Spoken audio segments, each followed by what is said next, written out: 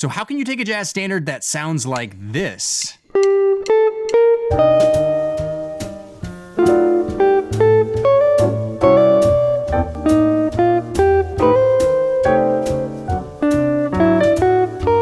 And make it sound like this?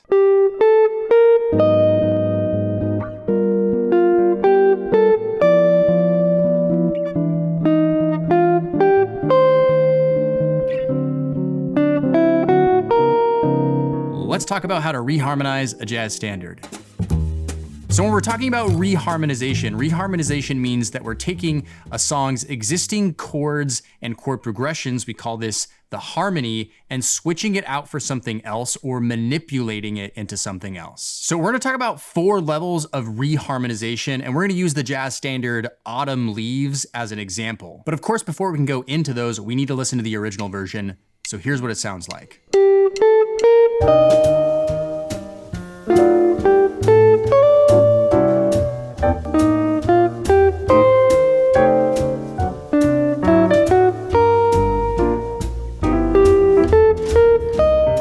Taking a look at Autumn Leaves, before we can reharmonize this at all, it's important that we understand what the original chords are and how they work in the chord progression in the first place. And the way I like to think of Autumn Leaves is we are in 2 different keys. We're in the key of B flat major and G minor, even though the parent key center is actually G minor. But I find it helpful to analyze the chords this way. So the first 4 bars of Autumn Leaves are in B flat major, and the second 4 bars are in G minor. And for the sake of this video today, we're only gonna talk about the first 8 bars of this tune. So the C minor 7 is the 2 chord in B flat major. The F7 is the 5 chord in B flat major. And of course, the B flat major is the 1 chord.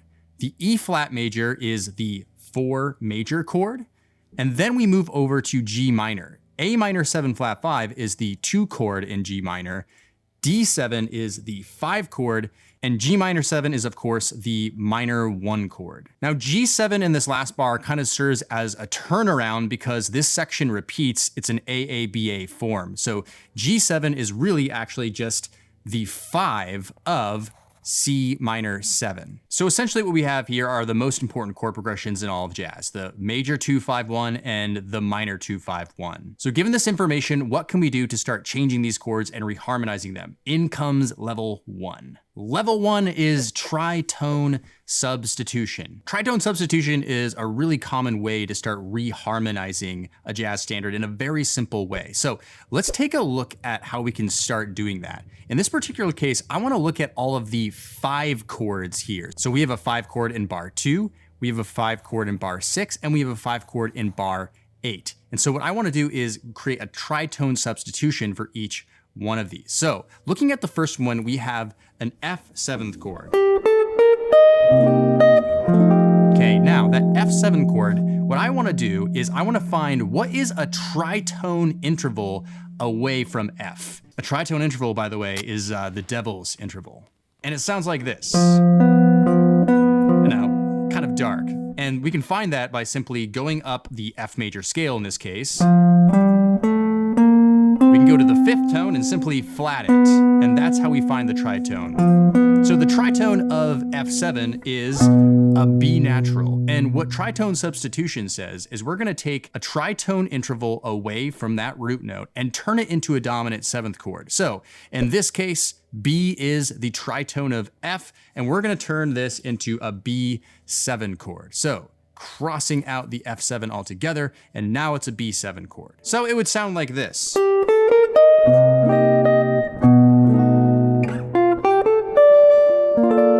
Now moving on, the next 5 chord we find is in the G minor section, and that is the D7 flat 9. I'm gonna cross this out and ask myself the question, what is the tritone substitution of D? So the tritone interval away is actually A flat. So we're gonna turn this into an A flat 7 to complete our tritone substitution. And it sounds like this.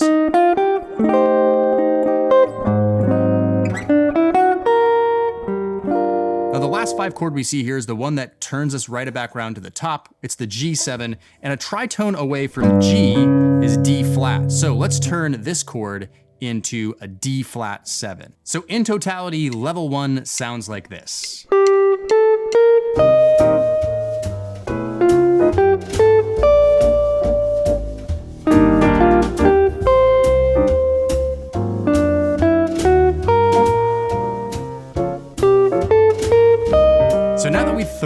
some perfectly wholesome chords and instead invited the Prince of Darkness into our musical home, let's move on to level 2. Level 2 is more tritone substitutions and chord alterations, and this is where things start to get a little bit weird. So let's take what we've already done and add to it. So we can take tritone substitution to the next level by instead just doing a tritone sub of 5, which is what we've done before, and also do a tritone sub of 2. So in this case, we're gonna look for all the different 2 chords here, which would be C minor 7 and A minor 7 flat 5, and sub them out for a tritone substitution. So a tritone interval away from C is G flat. So we can turn this into a G flat. However, what I want to pay attention to is also what kind of chords are we playing here? Because if we look at the melody and we play a G flat chord, we actually realize that it's a G flat 13 chord. So G flat 13. And the main rule when we're talking about reharmonization, unless of course we're reharmonizing only for the purposes of improvisation, is that we do need to make sure that the melody fits the chords that we're using to reharmonize. So always remember that important rule. So to be more specific, it's a G flat dominant 13 chord. And in the spirit of being more specific, when we look at this tritone sub of 5 here, this is actually a B7 alt chord. Because when we look at the melody,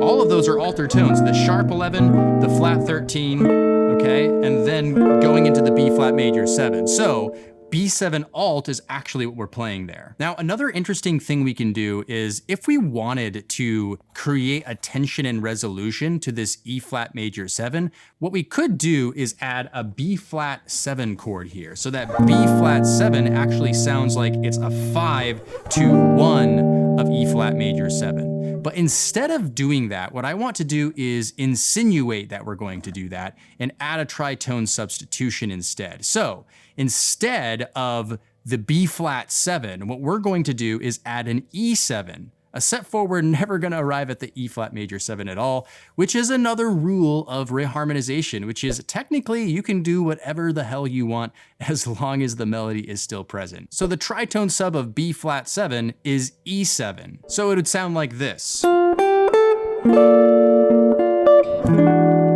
And this is especially going to work because of what I'm going to do next here with this A minor 7 flat 5. When we look at the tritone substitution of A minor 7 flat 5, a tritone interval away is actually E flat. So this is once again going to be an E flat 13 chord because the 13 is in the melody. Now again, moving on, to be more specific, this A flat 7 is actually an A flat 7 alt chord because once again,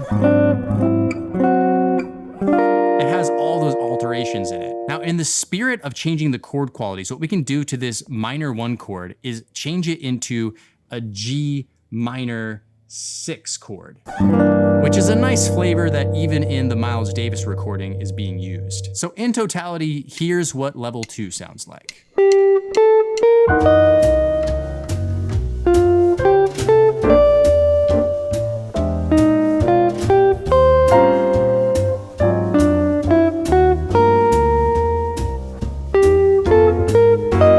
So now that we've been successful at getting Michael Bolton's ears to start bleeding, let's take things up a notch in level 3. Level 3 is adding 2/5 chord progressions. Now, jazz musicians love nothing more than to add even more chord progressions to what usually is a lot of chord progressions already, at least when you compare it to other genres of music. And since there's already a bunch of 2/5 chord progressions here within this tune, let's just go ahead and add even more. So over top of this C minor 7, let's go ahead and add instead a D flat minor 7 and a G flat 7. We're kind of using that G flat 7, if you remember, as the tritone sub of 2, simply just adding a 2 in front of it. And then over this F7, let's go ahead and add a C minor 7 and an F7, which is actually the 2/5 that leads to B flat major in the first place. But then because we don't want to show any mercy to these chord progressions, let's go ahead and cross out the B flat major 7 chord and instead substitute it for a B minor 7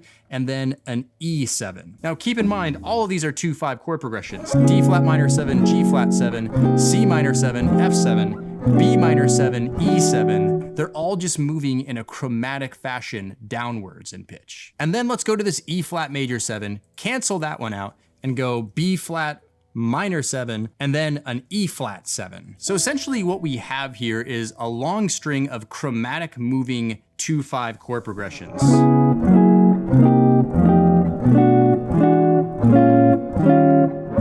And then we get to the A minor 7 flat 5, and it sounds like this.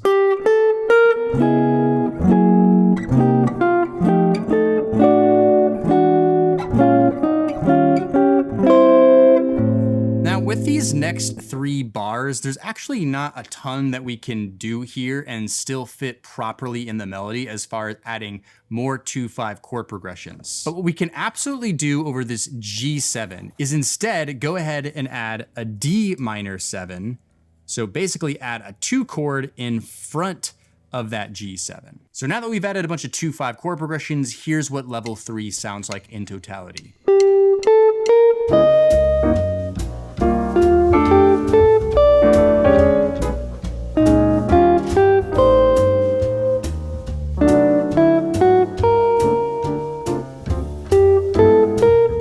So now that we have every single member of the band Green Day completely confused, let's go ahead and move on to level 4. Now level 4 is recomposition, and this is the most expansive kind of reharmonization, where essentially before we've been doing all these substitutions and adding chords, but in this particular case, what I want to do is recompose the chords all together, forgetting about the original harmony and only taking into consideration what the original melody is. Now, as far as how to do this, this really comes down to how do you actually compose? And many people will have different strategies and answers to this. But to make things really simple to understand for our purposes today, I want to look at this simply as what other kinds of chords can I fit within the melody of Autumn Leaves? So for example, let's take a look at the C minor 7. Let's cross it out and instead add on top of it an A flat minor 7 chord. And when we do that, it sounds like this. And when we do that, we have a totally different sound right away. Now, one compositional method that I sometimes like to use is chromatic moving bass notes, or bass notes that at least are moving in a downward motion. So what I can do here to this F7 is cross that out and instead add a G7 altered chord. That's because G is a half step away from A flat minor. So now it sounds like this. Right? And I still have that melody note up top there. That's the sharp 5, the flat 13, and it sounds really good. Now, over top of this B flat major 7, let's abandon that completely and still go downwards in motion with the bass note, but this time a whole step with an F major 7. And to make it sound a little bit spicier, let's add a sharp 11 to the chord. So now it's gonna sound like this.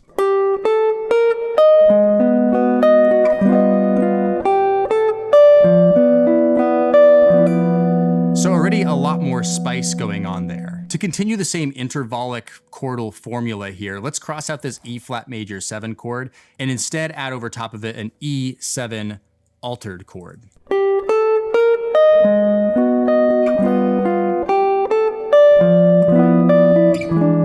Now let's keep moving downwards and go E flat major 7 sharp 11 over top of the A minor 7 flat 5 chord. Now again, to reiterate, how am I making these choices? Well, it's simple trial and error and just thinking about what might sound good and trying different options until I come up with something that I actually like and makes harmonic and musical sense to me. Let's actually keep this D7 flat 9 here because again, it's working perfectly with our chromatic movement. Let's swap out that G minor 7 and instead land on a D flat 13 chord. And that's because the 13 is gonna be the melody note. So in totality, with my guitar only, this is what it's going to sound like.